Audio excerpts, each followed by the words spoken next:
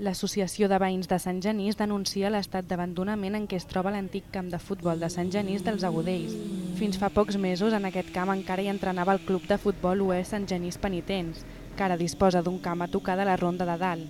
Ara diuen que hi ha risc en aquesta zona si crea un assentament o es converteix en un abocador de deixalles.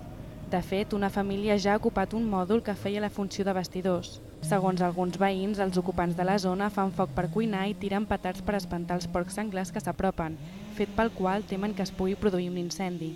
No reuneix cap mena de condició, fan foc al terra, està molt a prop del que és la zona boscosa de Collserola i a més amb l'agreujant que de tant en tant van tirant petards per espantar els senglars quan baixen al capvespre. L'Ajuntament ha creat un grup de treball per tractar què s'hi farà en aquests entorns de la masia de Can Soler i del camp de futbol en el marc del Pla de Barris que s'ha d'executar en aquest mandat.